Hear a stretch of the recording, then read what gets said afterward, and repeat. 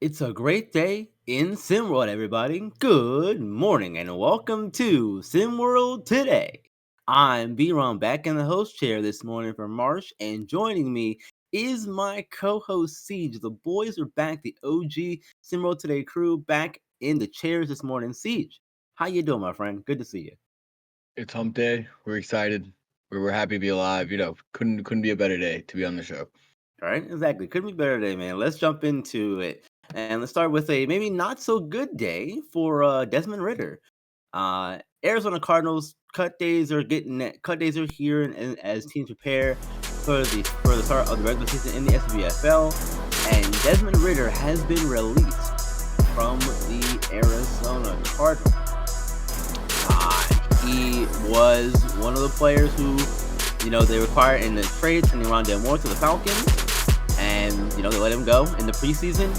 He finished for 225 yards over 3 games, 2035. But what's next for Desmond Ritter, in your opinion, Siege? Third round pick 2 years ago, 2022. He started 17 games, 64% completion percentage, 14 touchdowns, 12 interceptions between the first two seasons of his SWFL career. But what's next for Desmond Ritter, you think? I think he goes to find a local high school where he's from, and he does some coaching. I don't think he's got much of a future in the NFL or the SWFL. I think the only way that he's got a future is if he adjusts, adapts, and accepts the backup role, the perennial backup role, and kind of just plays off of that. There's a lot of guys who make a lot of money in the SWFL being perennial backups. Especially now. Zach Wilson has officially taken on that role, has decided. I don't know if you saw his comments after Bo Nix was named the starter, but Nah, I that's missed what those. What'd he perennial say? backups do. That's what they say. He said, I'm happy for him. I don't think it was much of a surprise. Meanwhile, Jarrett Stidham was like, I think I'm the starting quarterback. I think I'm a starting quarterback in the NFL. Yeah, SWFL. So I think what's next for Desmond Ritter is find a way to exist in football if that's still what he wants to do, without expecting to be a starting quarterback.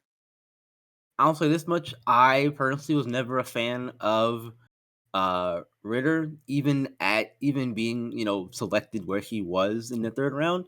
Uh, I wasn't a big believer in him personally. He had talent around him in Atlanta, obviously, over the last 2 seasons, but himself just never could really get it together. And he was benched twice by former Falcons coach Arthur Smith, uh, in part because of his poor decision making and not being able to take care of the football.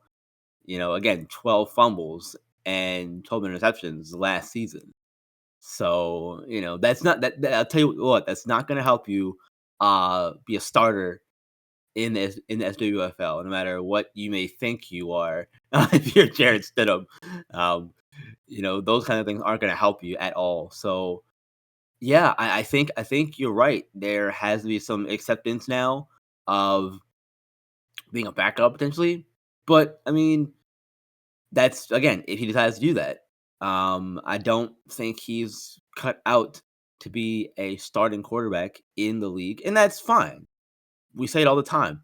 Not everybody can be the guy, Siege, and there's a role to play. And if you're willing to play it, if you're willing to accept and adjust to that role, there could be something for you. Like you can make a lot of money doing that. But if not, hey, there's always something else for you to do.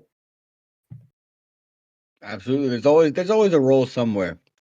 Football is a big industry, so he'll find a place. Right, exactly. Football is a big industry, and there's plenty of things for people to do. Hopefully, he can find something to do that will make him happy, whatever that may be. Speaking of being happy, let's switch gears to SimWorld U, and let's talk about Xavier because the former Big East champions last season. They come into this current season, season 2 of SimWorld U, ranked number 6 in the SP Top 25, and they finished 29-7 last season. If I'm reading my numbers right here, they're looking really good in practices. Apparently, according to their head coach, they've got a lot of things to be happy about over there. In particular, Coach Sean Miller mentioned that his team will be more physical than most teams in their conference, and they're looking at Milan Maccabi is expected to take the lead role offensively. What are your thoughts on Xavier this season, and do you think they could potentially repeat as Big East champions? Yeah, I think they could potentially, but I'll tell you one thing, and I'll tell you this every year, every time. I don't trust Sean Miller. I don't think he's that good of a coach.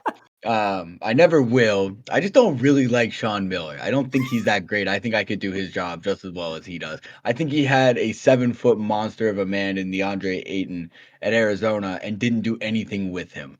And for that, I'll always hold a grudge. But I digress. This team that we've got here, Miles Maccabee, very good in the post. He's got good footwork. He's got good foot IQ. I like to call it. He knows where to put his feet to get to where he wants to go.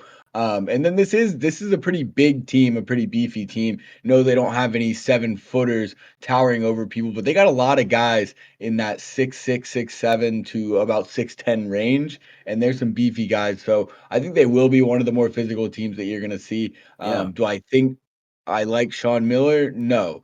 Do I like this team and a lot of the talent on it? I do. I really do. And I think they've got a shot to repeat in the Big East. But I think it's going to be a little more competitive this year than maybe we saw last year. So I'm excited to see exactly how that plays out. Yeah, I do think it's definitely going to be more competitive than last season, but you you just said earlier, CJ, you didn't like Sean Miller and what he's done over there, that kind of thing, whatever. But look, Big East champions, so last season, so he's doing something right. I know that may not mean much to you, but he's doing something right, Siege. So like Win it a or not, title, Sean Miller. Win a title. He's he been did. coaching and He did he's been coaching for a long time. last season. He did right. He was coach there last season No, when no, they no. won that. Win a national title, Sean Miller. You've been coaching for too Oh, long. that's what it Not for is. me not to It's have the seen you even in a natty. national title game, not even in a national title game. Oh, well, I don't even think alright. I'm correct me if I'm wrong, producers. I don't think we've ever even seen Sean Miller in the quad, and he's had a lot of talent on a lot of different teams, and he never does anything with them. Well, look, we'll see if we can get it done this season. Personally, I do think that Xavier still has the pieces, especially with Maccabee still there and Cornelius Leverett there, being able to help. And look, this is a really you mentioned this. They're a really tall team. This team averages at 6'7" for height. And I know it's college; it's different from the prep game. Um, but regardless, I think height is always going to cause a matchup problem for a lot of teams, especially those smaller teams. If you have the height, you can use that to your advantage all game pretty much. And so I'm really, really excited to see how Xavier does that and uses a lot of their bigger kids to their advantage this coming season, and if they can repeat as Big East champions and maybe make a run, Siege, because anything can happen in basketball and sports in general. So maybe we'll see Xavier in the quad, and they can get that monkey off of they can get the monkey off of your back for them, I guess. Or again, winning the national title, like you said, would help you with Sean Miller. But hey, anything can happen, Anything can happen. Anything can happen other than Sean Miller finding real success. well, look. Speaking of success, uh, let's switch gears some more prep here because the number one international recruit, Montias Morbaskis, has committed as of last night. He found his way to the States. He's gonna be playing for Lone Star Basketball Club, Siege. This is huge for him and for the Middle East region and for Lone Star Basketball Club too. I remember Coach Brooks Simpson not being too happy about and being concerned about his struggles in recruiting with Tex talent getting away and that kind of stuff. But look at him landing the number one international recruit in Montai Florbaskis and getting him to join Lone Star. How is this going to impact Lone Star this season, you think? Oh, I mean, look, anyone who watched last year knows that Morbauskis is an absolute bucket. He averaged 11.5 points a game. Not anything crazy, but again, if you've watched him play, you know the guy's a bucket. He's a springy little guy. I say little, he's 6'3", but springy little guy. He can get up there. You saw him finish off some of those alley oops, things like that. And he is a purebred scorer. That's what he does. He can score from the outside. He can put the ball on the floor. He can do a lot of different things. And I think what this is going to do for Lone Star is it's going to give them a certified kind of I'm even gonna say a certified number one. I think he's gonna be the guy on that team. I think he's gonna be the guy with the ball in his hand in late game situations, late game scenarios. Um, I'm excited about this move, and on the other end, it gives Morbauskis a chance to kind of get a little more exposure, be stateside, be in a place like Texas where everything's bigger, and that includes the exposure, includes the cameras, things like that. So I'm really excited for this move. I'm happy for the young man, and I hope it works out well for both sides. Yeah, I really like this move for Losar. Like I said, it gives them a certified number one. They were looking to replace their, number one in Arthur Lattimore, and I think they did just that. Albeit at a different position this time. Morbaskis is a guy who, he's probably gonna play more of the point guard spot than the shooting guard spot. We'll see where they decide to put him at, obviously, but I think that's where he's best served.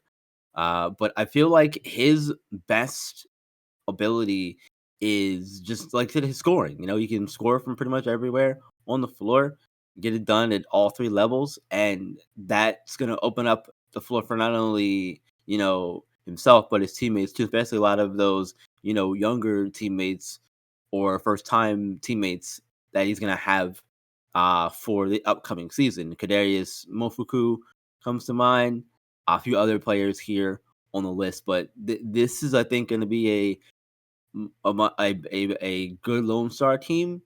Um, with the recruiting that Brooks Simpson has done down there in Texas, I think that he's really kind of come into his own and found out, what his strengths are in recruiting. However he's talking to these players, these kids, and getting them to commit to Lone Star and buy into him as a, second year coach. It'll be his first full season with Lone Star. So this is kind of where we really get to see his recruiting chops and how he does his thing. So I think he's done a really good job of putting a team together here. We'll see how it all, meshes together, obviously. Uh, but but but I do think that this is big again for the international spectrum too, because again, we saw it last season with Cole Webb.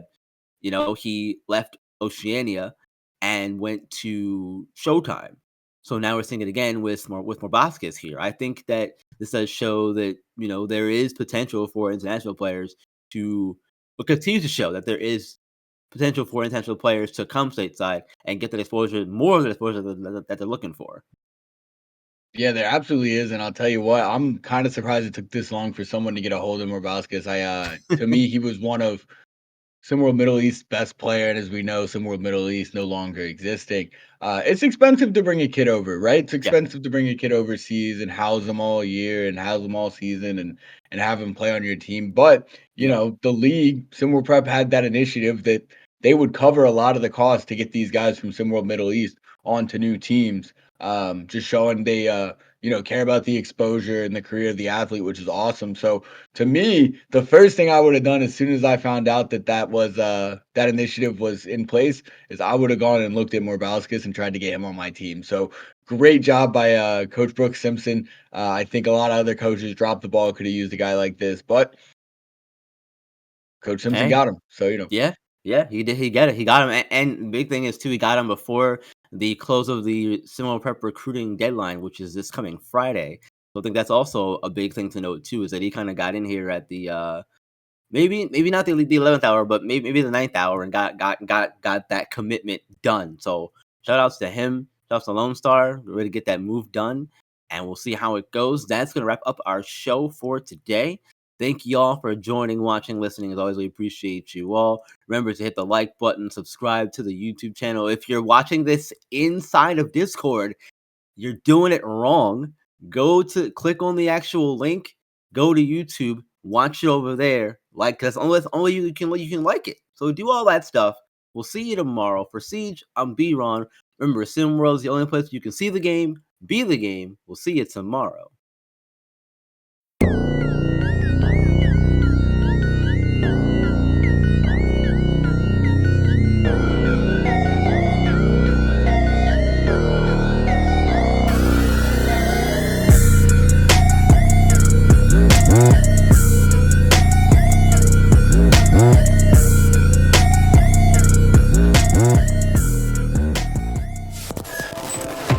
This has been a presentation of SimWorld